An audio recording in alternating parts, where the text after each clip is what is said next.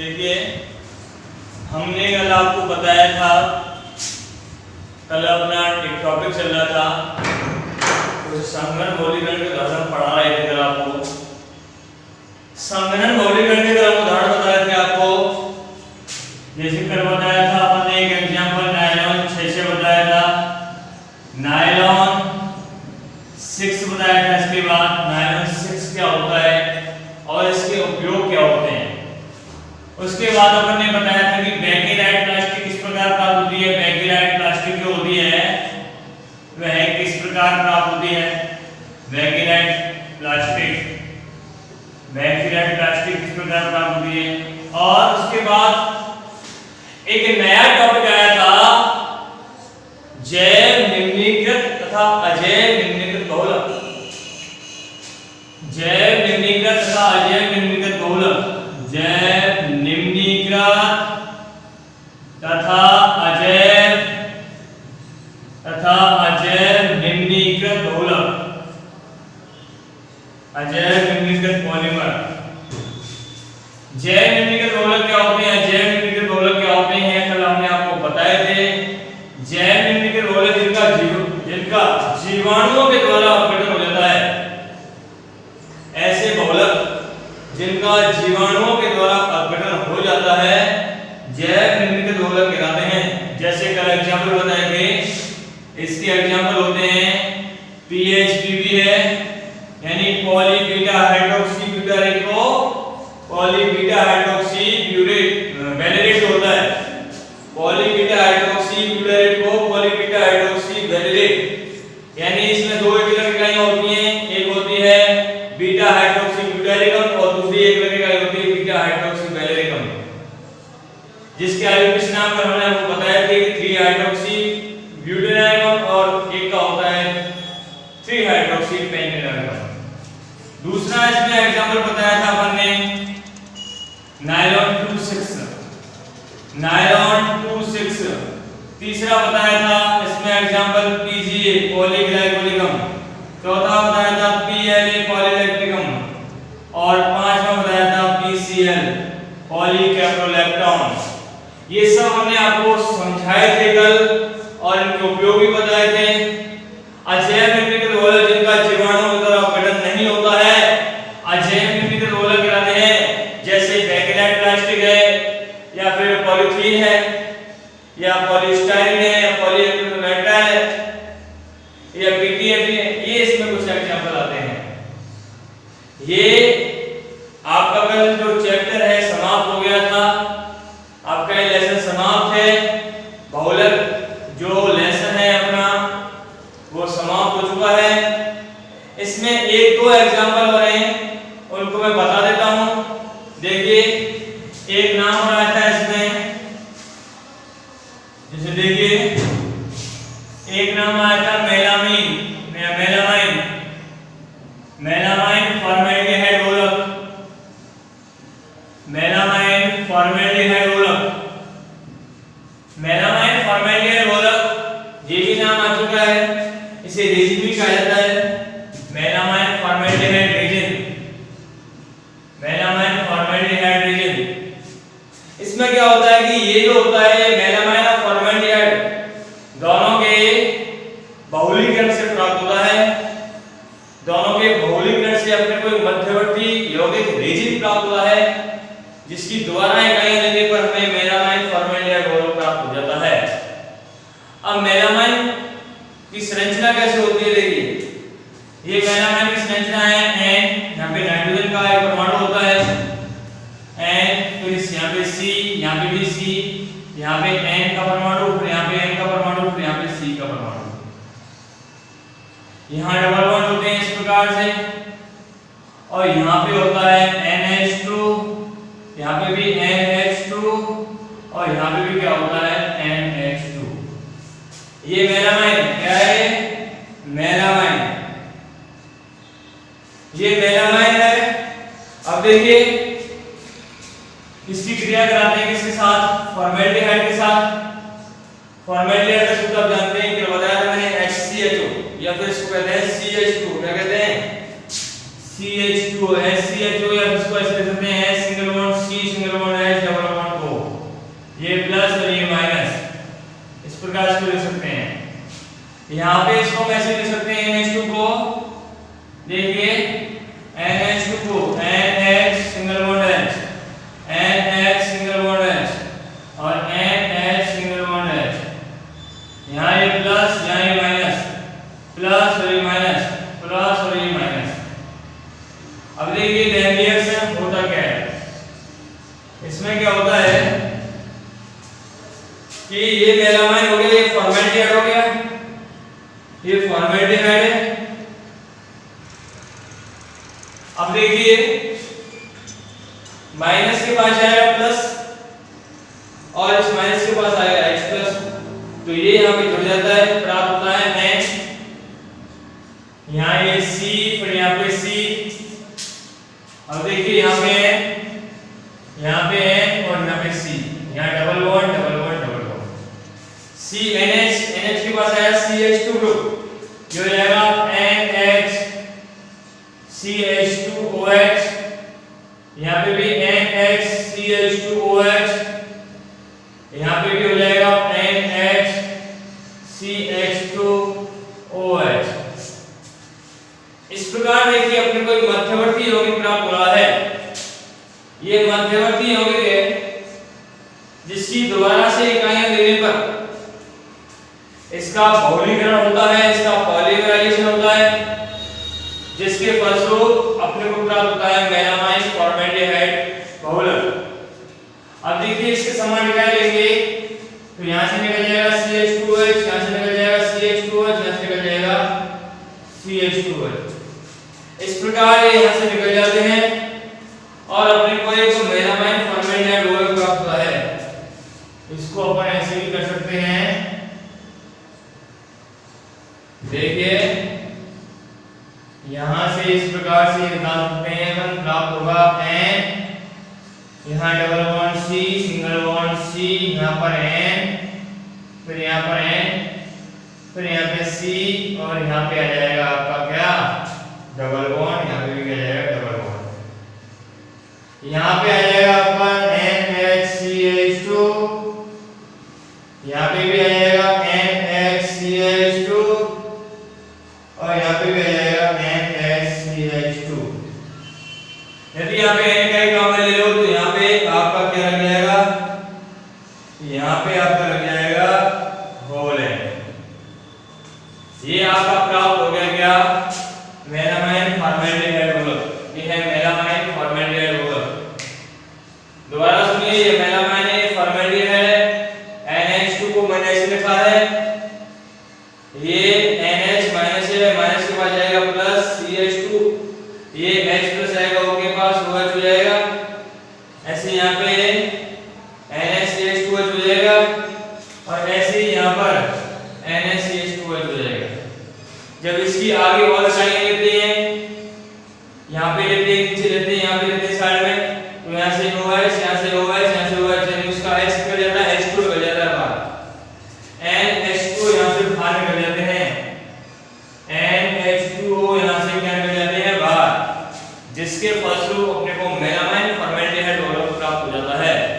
ये melamine formaldehyde बहुलक है, इसका उपयोग किया जाता है, इसका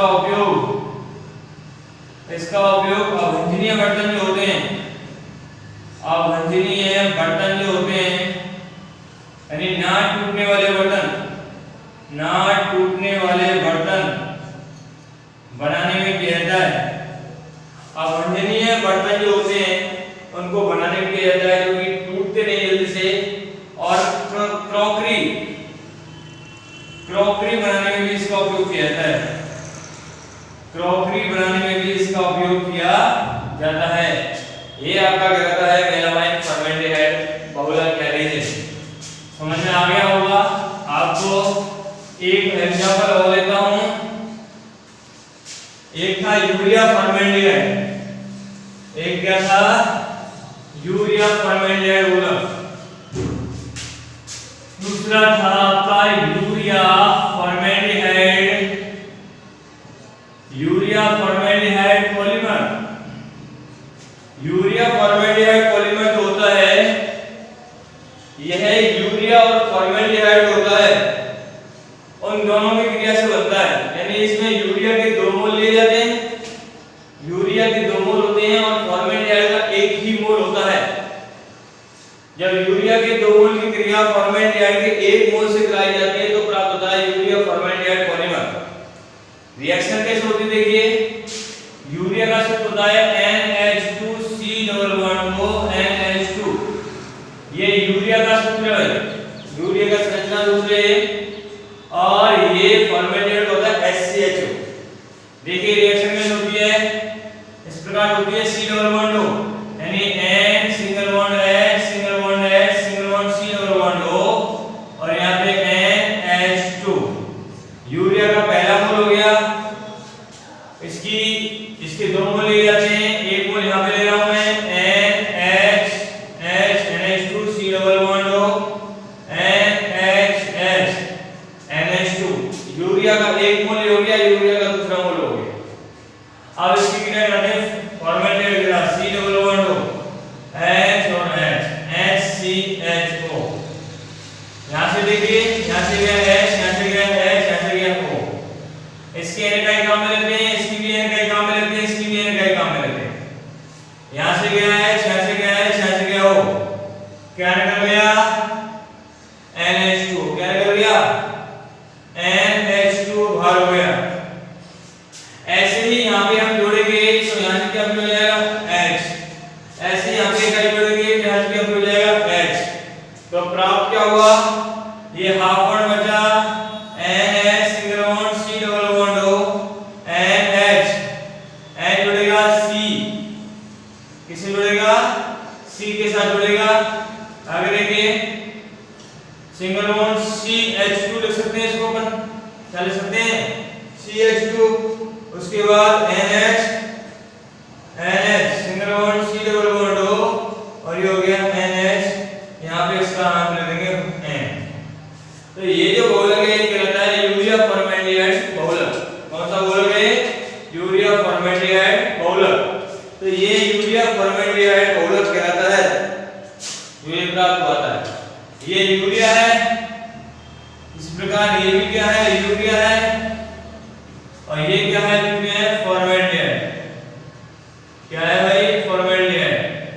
यूरिया के 2 मोल लेते हैं और फॉर्मेल्डिहाइड का 1 मोल लेते हैं, आपस में क्रिया कराते हैं, NH2 निकल जाते हैं, प्राप्त हो जाता है क्या यूरिया फॉर्मेल्डिहाइड पॉलीमर बहुलक।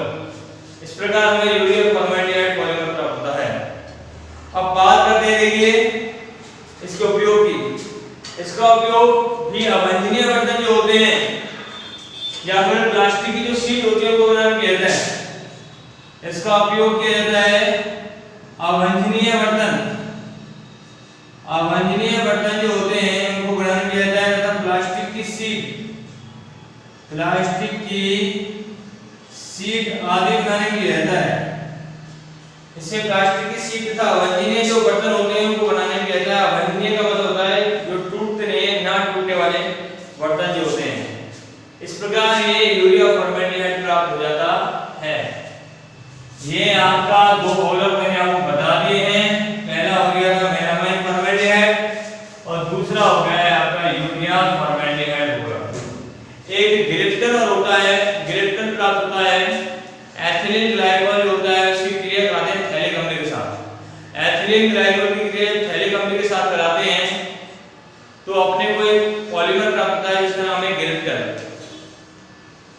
एथिलीन ग्लाइकॉल को सूत्र जानते हैं CH2OH और थैलिक अम्ल का सूत्र होता है, इसमें भी बेंजीन वाले पे 2 COOH ग्रुप होते हैं, 2 कार्बोक्सिलिक समूह होते हैं जिनकी पोजीशन बेंजीन वाले पर 1 और 2 होती है। यानी थैलिक अम्ल का आयोगिक नाम होता है बेंजीन 1,2 डाइकार्बोक्सिलिक अम्ल। दोनों की क्रिया कराते हैं, आपस में प्राप्त हो जाता है गिरफ्तार। और गिरफ्तार जो होता है उसका जो उपयोग है, गिरफ्तार का उपयोग किया जाता है जो प्रलेप होते हैं या प्रदाक्ष जो होता है पेंट्स आदि बनाने में किया जाता है, और उससे सुनहरी वार्निश बनाई जाती है, उससे वार्निश बनाते हैं सुनहरी। जैसे देखिए मैं बताता हूं आपको CH2OH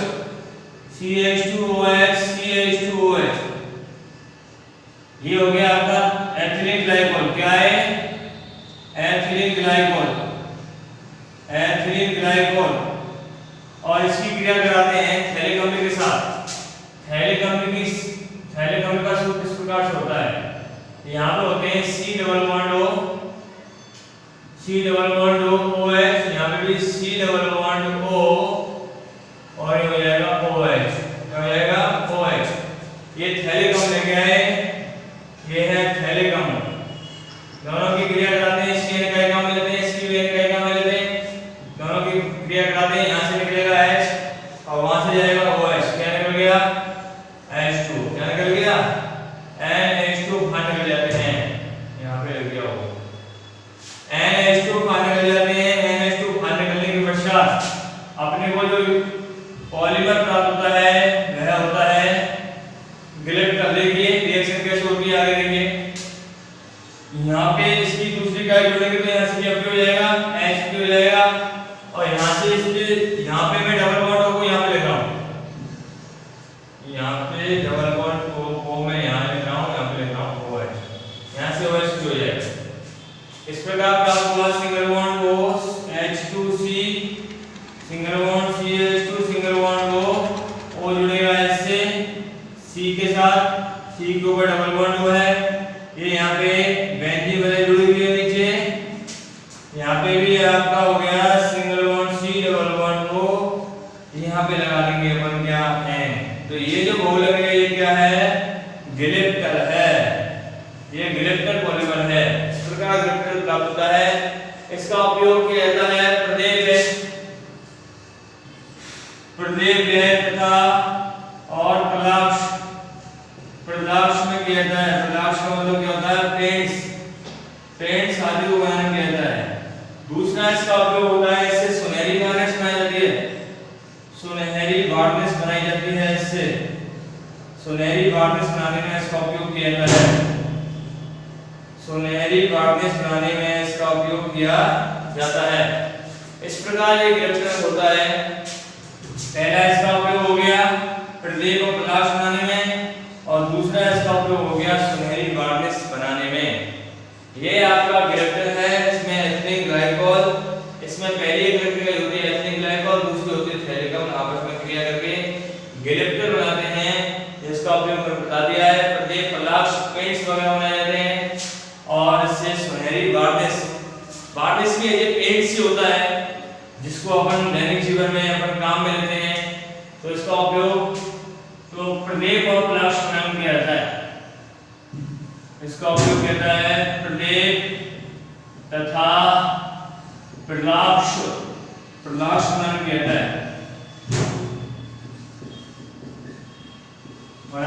जाता है, ठीक है भाई। ये आपका 2-3 मैंने आपको थोड़ा बता दिए, 2-3 बहुलक बताए हैं। पहला बताया था मेलामाइन फॉर्मेल्डिहाइड, दूसरा बताया यूरिया फॉर्मेल्डिहाइड और तीसरा बताया मैंने क्या वो गिलेप्टर, ठीक है ना। ये मैंने आपको पॉलीमर बताए हैं।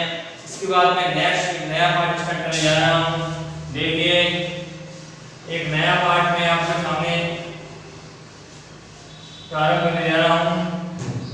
अब अपन पढ़ेंगे आज कोऑर्डिनेशन केमिस्ट्री।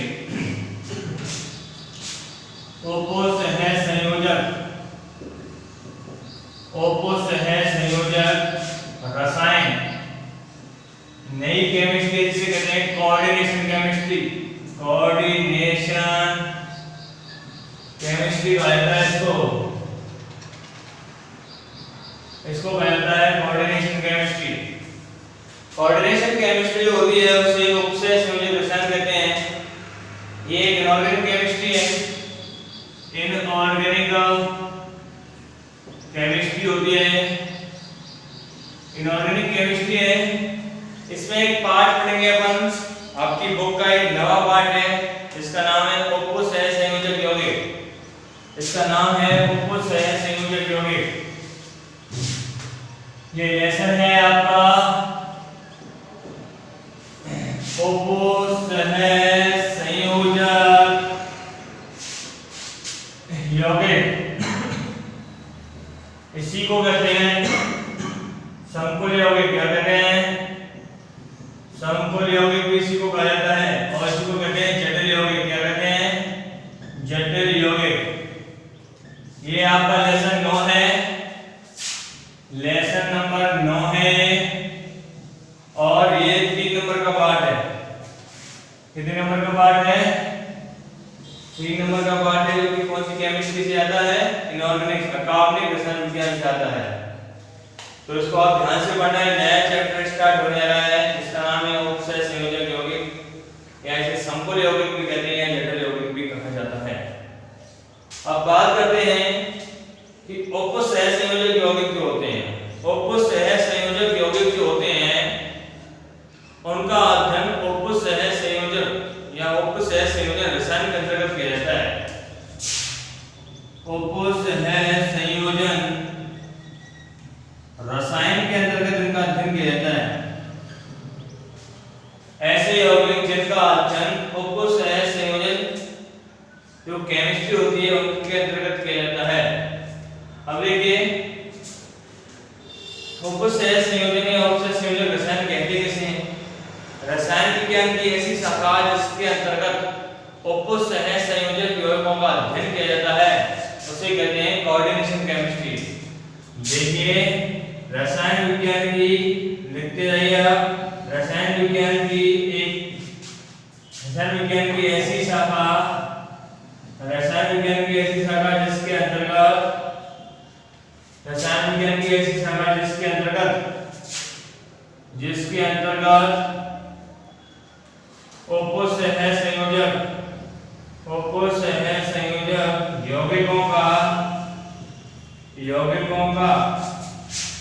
यौगिकों का अध्ययन किया जाता है। रसायन विज्ञान की ऐसी शाखा जिसके अंतर्गत उपसय संयोजक यौगिकों का अध्ययन किया जाता है, उसे उपसय संयोजक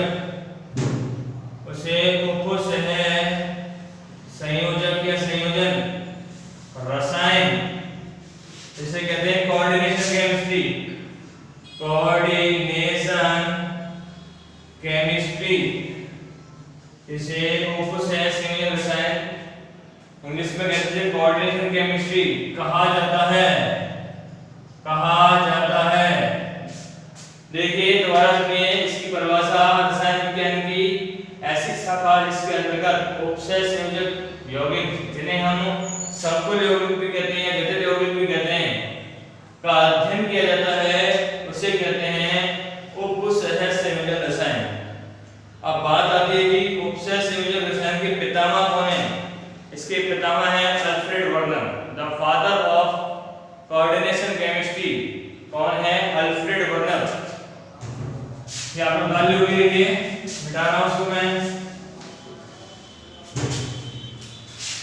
उपसय संयोजक रसायन के पितामह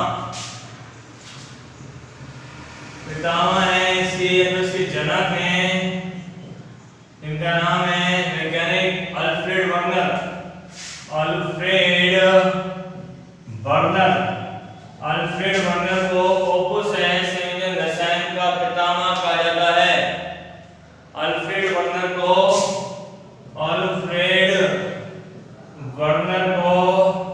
उपसय संयोजन रसायन का पितामह कहा जाता है। आगे देखिए, इस प्रकार की केमिस्ट्री किसने बनाई थी? नेक्स्ट देखिए, एक टॉपिक है इसमें जिसे कहते हैं आणविक यौगिक या योगात्मक यौगिक या अकार्बनिक यौगिक। नेक्स्ट में एक टॉपिक है अकार्बनिक यौगिक। अकार्बनिक यौगिक जिसे हम कहते हैं आणविक यौगिक भी कहते हैं इसको अपन, या इसको कहते हैं योगात्मक यौगिक। क्या कहते हैं? योगात्मक यौगिक भी इसको कहा जाता है। योगात्मक यौगिक यानी कि इनऑर्गेनिक कंपाउंड या फिर मॉलिक्यूलर कंपाउंड या फिर एडिशन कंपाउंड किसे कहते हैं? देखिए, ऐसे यौगिक जो कि 2 या 2 से अधिक लवणों के क्रिस्टलीकरण या क्रिस्टलीकरण से बनाए जाते हैं या प्राप्त किए जाते हैं। दोबारा सुनिए, ऐसे यौगिक जो कि 2 या 2 से अधिक लवणों के क्रिस्टलीकरण से बनाए जाते हैं, वो कहलाते हैं अकार्बनिक यौगिक या आणविक यौगिक या योगात्मक यौगिक। दोबारा देखिए, मैं लिख रहा हूं, ऐसे यौगिक जो कि 2 या 2 से अधिक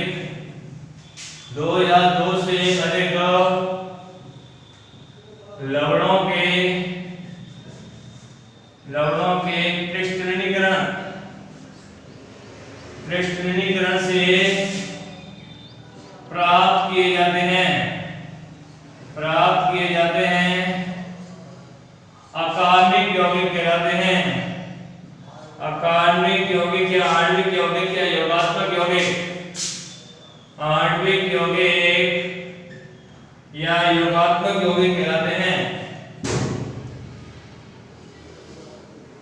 आणविक यौगिक या योगात्मक यौगिक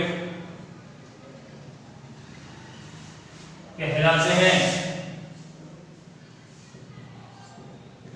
दोबारा सुन लीजिए, ऐसे यौगिक जो कि दो या दो से अधिक लवणों के क्रिस्टलीकरण से प्राप्त किए जाते हैं अकार्बनिक या आणविक या योगात्मक यौगिक कहलाते हैं। ठीक है, ये समझ में आ गया होगा आपके। ये जो होते हैं अकार्बनिक यौगिक या फिर आणविक भी कह सकते हैं, योगात्मक भी कह सकते हैं। अकार्बनिक यौगिक जो होते हैं वो 3 प्रकार के होते हैं। ऐसे हालांकि कोई प्रकार के होते हैं, एक प्रकार बता रहा हूं यहाँ पे आपको। ये जो होते हैं 3 प्रकार के होते हैं। ये 3 प्रकार के होते हैं। पहला होता है साधारण लवण। साधारण लवण या यौगिक कहते हैं इनको। दूसरे होते हैं द्विक लवण। द्विक लवण जिन्हें जालक यौगिक भी कहा जाता है। जालक यौगिक भी इनको कहते हैं। और तीसरे होते हैं संकुल लवण। तीसरे होते हैं संकुल लवण जिन्हें उपसह संयोजी यौगिक भी कहा जाता है। उपसह संयोजी यौगिक। और इनका एक नाम और है, इनको जटिल यौगिक भी कहते हैं। इनको जटिल यौगिक भी कहा जाता है। दोबारा सुनिए, ये इनके प्रकार हैं। अकार्बनिक यौगिक जो होते हैं वह 3 प्रकार के होते हैं। आपकी किताब में शायद 2 प्रकार के दे रखे हैं, एक और है साधारण लवण। ये 3 प्रकार के होते हैं। पहला है साधारण लवण, दूसरा है द्विक लवण या जालक यौगिक, और तीसरा है संकुल लवण जिसे उपसह संयोजी यौगिक या जटिल यौगिक भी कहा जाता है। अब एक एक को हम यहाँ पे समझाते हुए चलेंगे आपको। पहला है साधारण लवण। देखिए, पहला है आपका साधारण लवण। पहला है आपका साधारण लवण। साधारण लवण।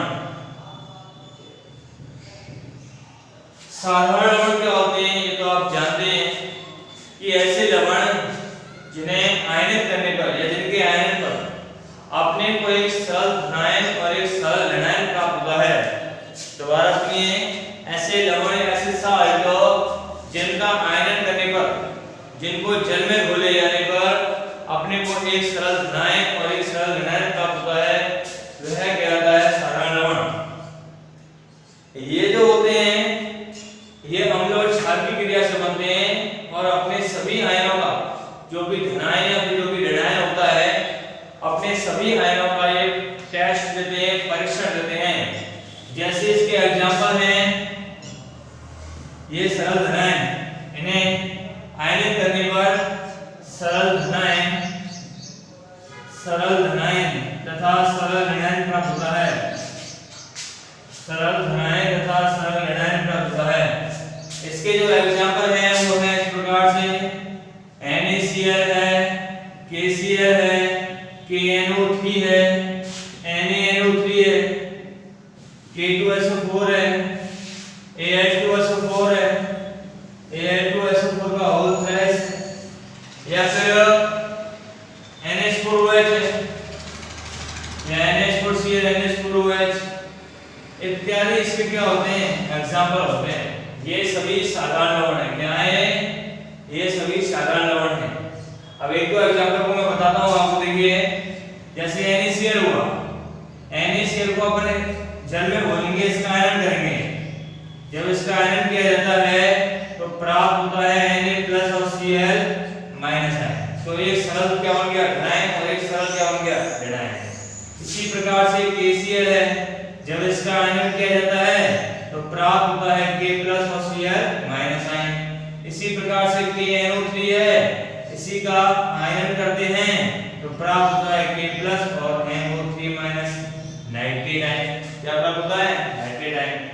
इसी प्रकार NaNO3 है, NaNO3 का जब हम आयन करते हैं, जब इसका आयन करते हैं तो Na+ और NO3- आयन प्राप्त होता है। एक सोडियम धनायन और एक नाइट्रेट आयन प्राप्त होता है। ये नाइट्रेट आयन कहलाता है।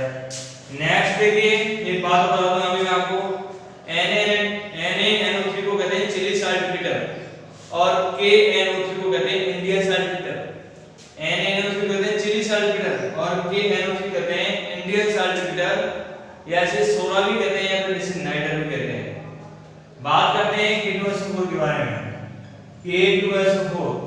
K2SO4 का जब आयरन करते हैं तो प्राप्त होता है 2K+। जब इसका आयरन किया जाता है, दोबारा सुनिए, K2SO4 का जब अपन आयरन करते हैं तो प्राप्त होता है 2K+, प्लस में SO4 -2 है, एक पोटेशियम धनायन और एक सल्फेट। देखिए Al2SO4 का होल साइज जब इसका आयरन करते हैं तो प्राप्त होता है 2Al+3 एल्युमिनियम धनायन और प्राप्त होता है 3SO4 -2 आयन, यानी 3 सल्फेट आयन और 2 एल्युमिनियम के धनायन। इस प्रकार ये अपन को प्राप्त होते हैं। ये हमने आपको एग्जांपल बता दिए यहाँ पर NaCl, KCl, KNO3, NaNO3, इसके पश्चात K2SO4 और ये हो गया Al2SO4 का होल साइज। NH4OH भी ऐसी है, NH4OH अमोनियम हाइड्रोक्साइड का अपन आयरन करते हैं तो प्राप्त होता है NH4OH का अपन जब आयरन करते हैं तो प्राप्त होता है NH4OH। इसका अपन जब आयरन करते हैं तो प्राप्त होता है NH4+1 और OH-1 आयन, यानी कि अपने को एक अमोनियम आयन प्राप्त होता है और एक क्या प्राप्त होता है, हाइड्रोक्साइड आयन प्राप्त हो जाता है। इस प्रकार हमें ये प्राप्त हो जाते हैं। एक बात और बता दूं मैं आपको यहाँ पे, ये सभी जो साधारण लवण होते हैं, ये सभी साधारण लवण अम्ल और क्षार की क्रिया से बनते हैं। यह अम्ल तथा क्षार की क्रिया से बनते हैं। ये अम्ल और क्षार की क्रिया से बनते हैं। और एक बात और, ये जितने भी आयन बने ये आयन अपना परीक्षण देते हैं। ये सभी आयन परीक्षण देते हैं। क्या देते हैं? परीक्षण देते हैं। इस प्रकार ये साधारण लवण कहलाता है।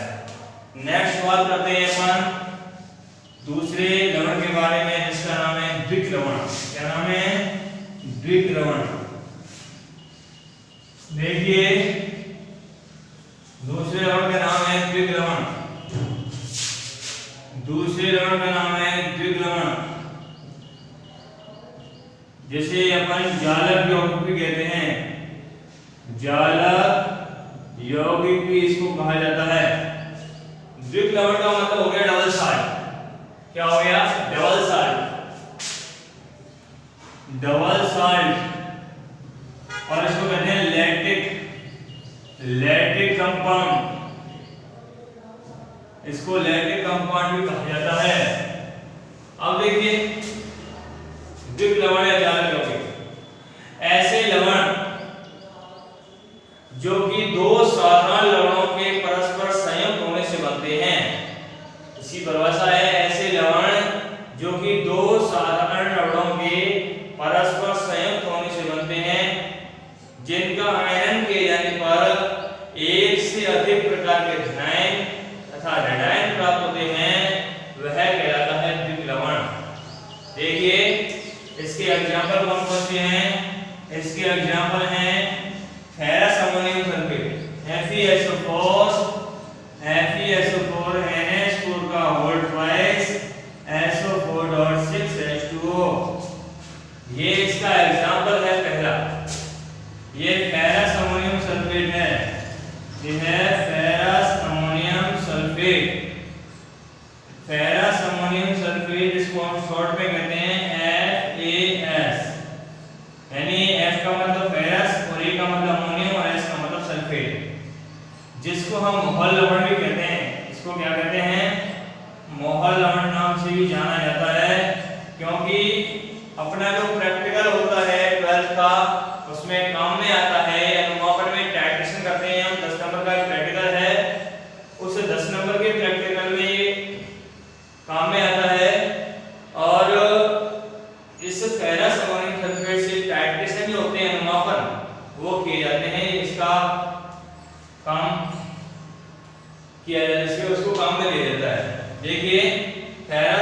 सल्फेट। अब देखिए मैंने अभी आपको बताया था कि यह दो सरल लवणों के संयुक्त होने से बनता है। तो एक सरल लवण हो गया फेरस सल्फेट और दूसरा हो गया अमोनियम सल्फेट। एक हो गया फेरस सल्फेट, ये एक साधारण लवण है, दूसरा हो गया अमोनियम सल्फेट, ये भी एक क्या है, साधारण लवण। और इसमें क्रिस्टलन जल के 6 अणु होते हैं। अब इसका जब आयनन करते हैं अपन, इसका आयनन करने पर एक से अधिक प्रकार के धनायन तथा ऋणायन प्राप्त होते हैं। जैसे देखिए यहाँ पे Fe+2 अवस्था में है, तो ये हो गया Fe+2।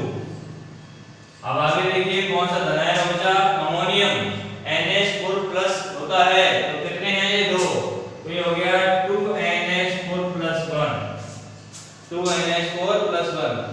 SO4 कितने हो गए, SO4 2, तो ये हो गया 2SO4, 2SO4 -2 हो गया आपको 2SO4 -2,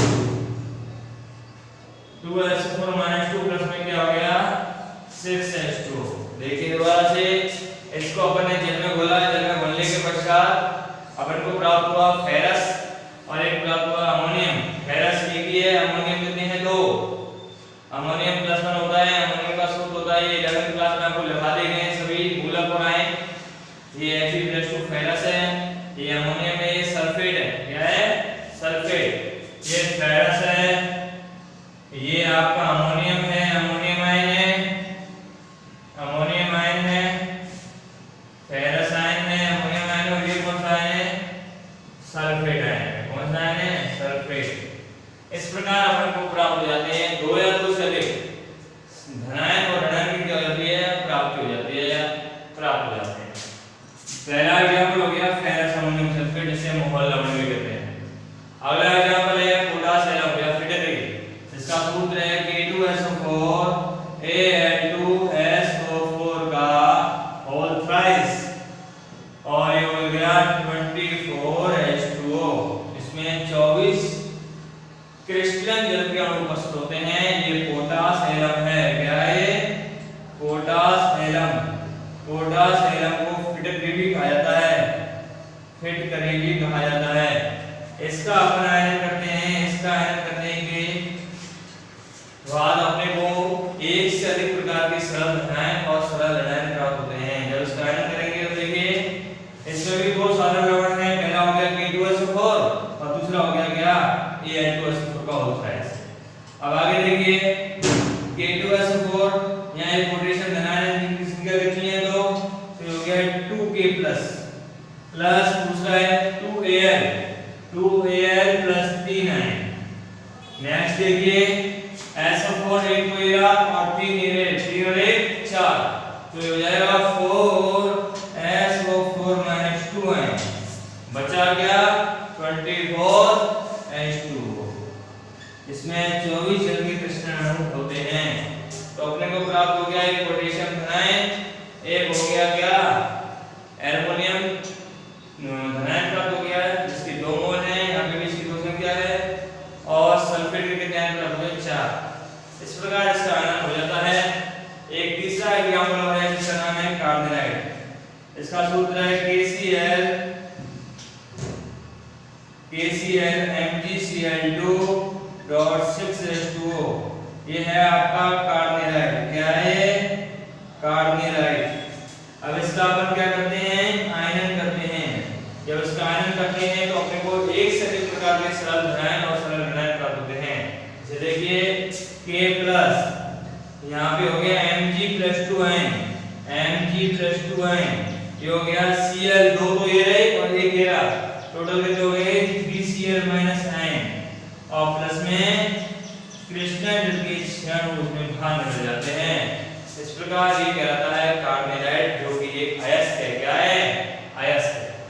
इस प्रकार मैंने आपको 3 एग्जांपल बताए हैं। पहला बताया मैंने आपको फेरस अमोनियम सल्फेट, दूसरा बताया पोटाश एलम फिटरिक और तीसरा बताया कार्बोनाइड। अब एक बात देखिए, द्विग लवण के बारे में दोबारा सुन लीजिए। जैसे जालक लवण कहते हैं, इंग्लिश में डबल स्टार्ट के रिलेटेड कंपाउंड कहते हैं। ऐसे लवण जो कि 2 सरल लवणों, ये सरल लवण है, ये सरल लवण है, इसी प्रकार ये सरल है, ये सरल लवण, ये भी एक सरल लवण है, ये भी एक सरल लवण है, जो कि 2 सरल सरल लवणों के परस्पर संयुक्त होने से बनते हैं, जो कि दो सरल लवणों के जुड़ने से बनते हैं और जिनके आयनन करने के पश्चात अपने को एक से अधिक प्रकार के सरल ऋणायन और सरल ऋणायन प्राप्त होते हैं, वो कहलाता है द्वित्व लवण या ज्वाला यौगिक। ये तीन मैंने आपको एग्जांपल दे दिए हैं।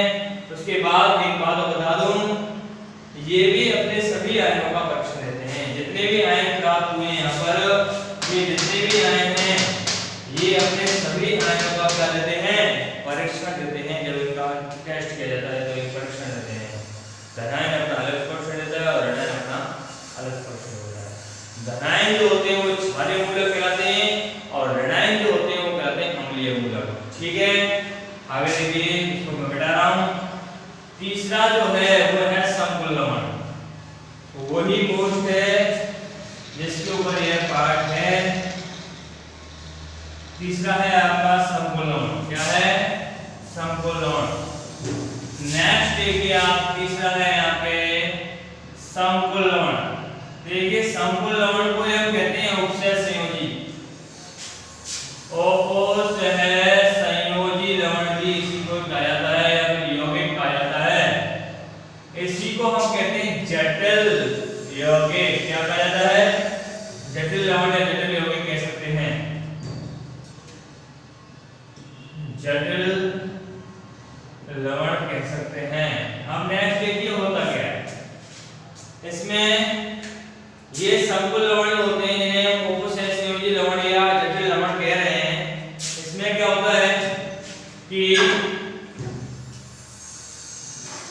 इसमें क्या होता है, इस प्रकार के लवणों का आयनन करने पर एक से अधिक प्रकार के समकुल आयन प्राप्त होते हैं और यह दो या दो से अधिक लवणों को वाष्पित करके बनाए जाते हैं। दोबारा सुनिए, इस प्रकार के लवण जो होते हैं जिनके आयनन किए जाने पर एक से अधिक प्रकार के समकुल आयन प्राप्त होते हैं, या तो वो धनायन हो सकता है या तो वो ऋणायन हो सकता है, और इसमें और ये दो सरल लवणों को वाष्पित करके बनाए जाते हैं, वो कहलाते हैं समकुल लवण या फिर उपसय संयोजी लवण, या ऐसे हम कहते हैं जटिल लवण। क्या कहते हैं?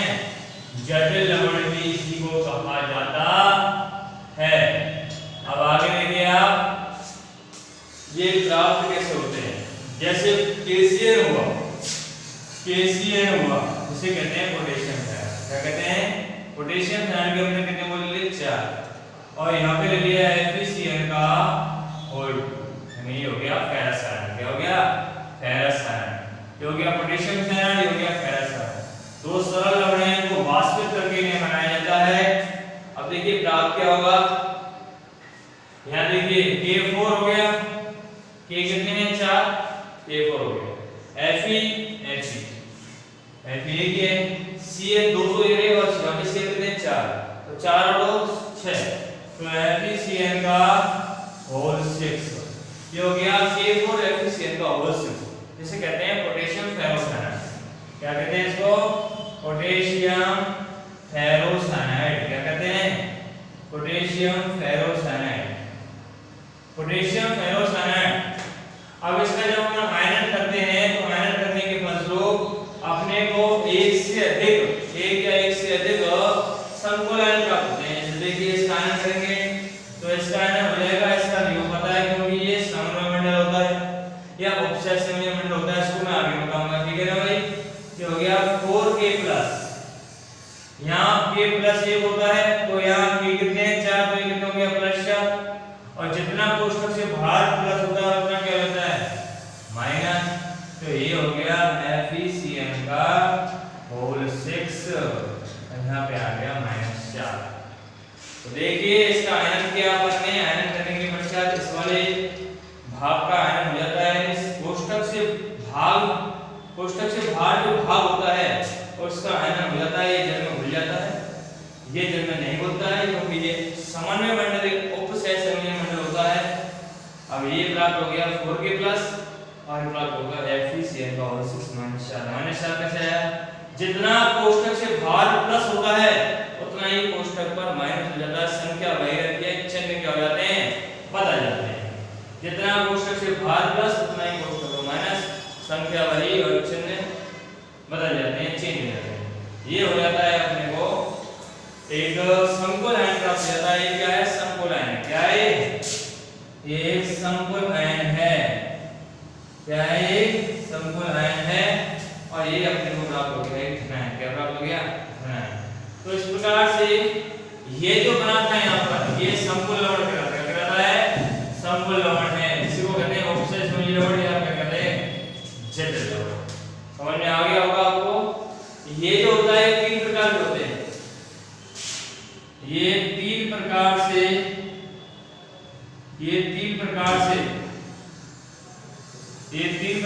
निर्मित होते हैं। तीन प्रकार से निर्मित होते हैं। अब तीन प्रकार कौन कौन से देखिए भाई। पहला प्रकार है सरल धनायन संकुल ऋणायन। पहला है इसमें सरल धनायन कॉमा संकुल ऋणायन। संकुल ऋणायन से निर्मित लवण। देखिए सरल धनायन और संकुल ऋणायन से निर्मित लवण इसका एग्जांपल बता रहा हूं मैं आपको। K3FeCN का होल 6 देखिए भैया, K3FeCN का होल 6 जिसे कहते हैं पोटेशियम फेरिसाइनाइड है। पोटेशियम फेरिसाइनाइड। इसका अपन क्या करते हैं? आयनन करते हैं। क्या करते हैं? आयनन। तो देखिए आयनन में बताया था भी आपको, ये बड़ा कोष्टक है। बड़ा कोष्टक, ये बड़े कोष्टक से बाहर जो ये पार्ट होता है, जो भाग होता है, बड़े कोष्टक से बाहर का जो भाग होता है केवल यही आयनन होता है इसका, यही जन्म होता है, ये जन्म नहीं होता है। अब पोटेशियम +1, पोटेशियम की वैलेंस ये होती है, तो पोटेशियम कितने परमाणु हैं? 3। तो हो गया 3K+1 और ये 3 है यहाँ पे, तो यहाँ पे हम +3 लिख सकते हैं। क्या लिख सकते हैं? +3। तो यहाँ पे क्या जाएगा? -3। ये हो गया है FeCN का होल 6 -3। तो ये हो गया सरल धनायन और ये हो गया संकुल ऋणायन। सरल धनायन है ये सरल धनायन है और ये क्या है? संकुल ऋणायन है। इस प्रकार ये प्राप्त हो जाता है। ये हो गया आपका सरल धनायन और संकुल ऋणायन से निर्मित लवण, क्योंकि ये संकुल कहलाता है। क्या कहलाता है? संकुल। नेक्स्ट देखिए दूसरा टाइप। अब इसमें इसका उल्टा हो जाएगा। पहले सरल धनायन लिख रहे थे, अब लिखेंगे अपन सरल ऋणायन। क्या लिखेंगे? सरल ऋणायन और संकुल ऋणायन। अब इसका उल्टा हो गया से निर्मित लवण। निर्मित लवण इसमें क्या होता है कि इसमें जो उपसहसंयोजी यौगिक से होता है या संकुल यौगिक होता है, उसमें एक सरल ऋणायन होता है और संकुल क्या होता है? धनायन होता है। जैसे हेक्सामीन कॉपर सल्फेट, NH3 का होल 6 Cu हो गया सल्फेट। ये कोष्टक से बड़ा, ये बड़ा कोष्टक है और कोष्टक से बाहर वाला भाग है। ये कहलाता है आयनन मंडल। ये कहलाता है आयनन मंडल या आयनिक मंडल और ये कहलाता है समन्वय मंडल या उपसहसंयोजन मंडल। इसका अपन क्या करते हैं? आयनन करते हैं। जैसे जब इसका आयनन करते हैं, जब इसको जल में घोलते हैं, तो ये वाला भाग जो बड़े कोष्टक से बाहर होता है केवल ये ही जल में घुलता है, ये जल में नहीं घुलता है। ये कहलाता है समन्वय मंडल और ये कहलाता है आयनिक मंडल या आयनन मंडल।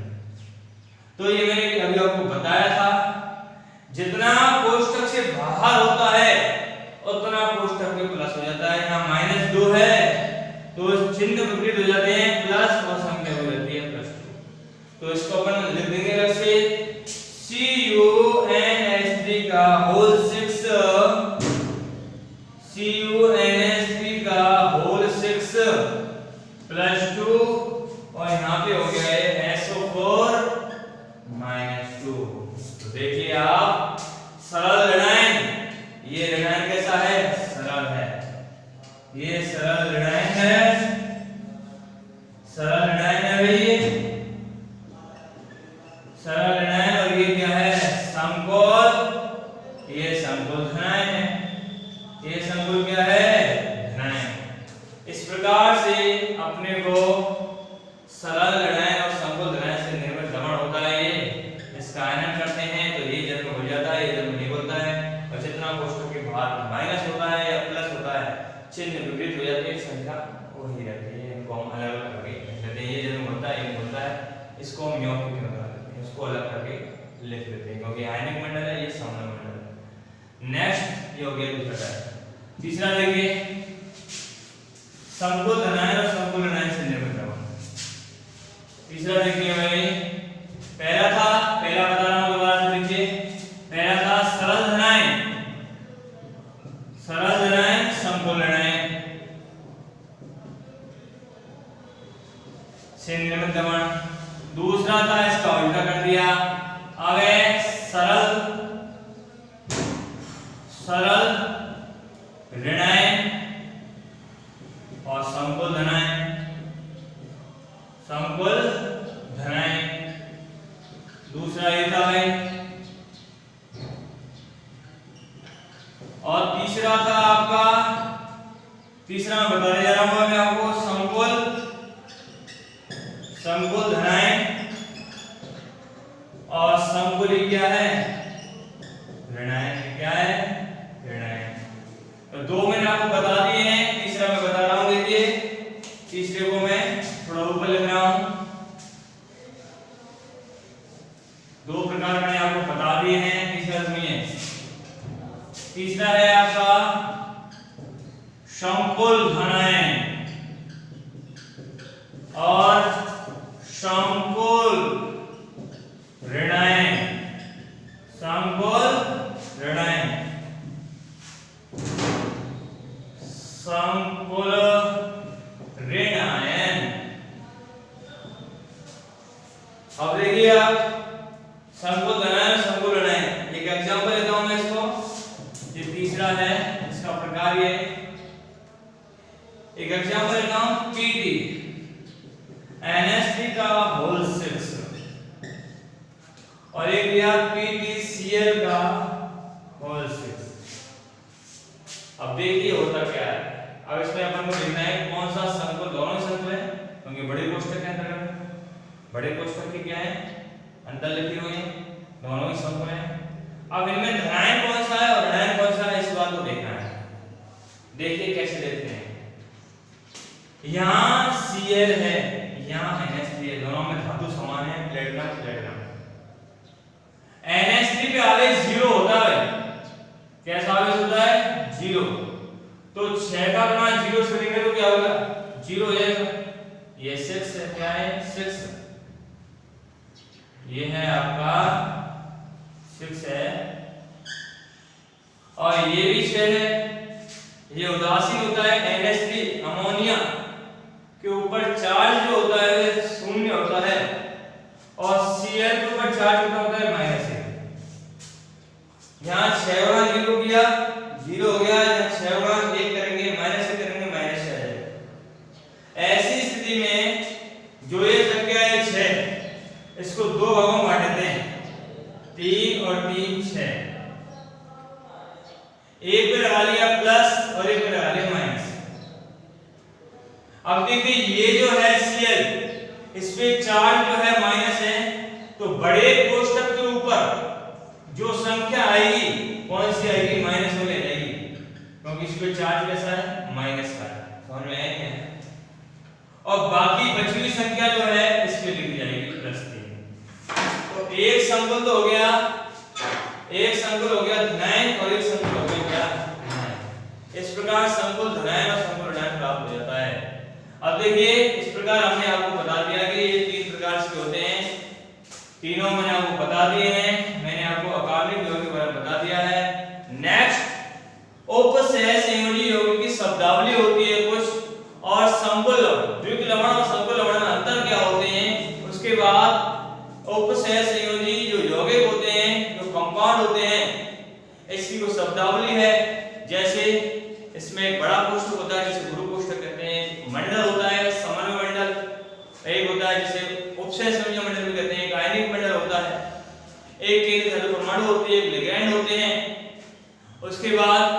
इसमें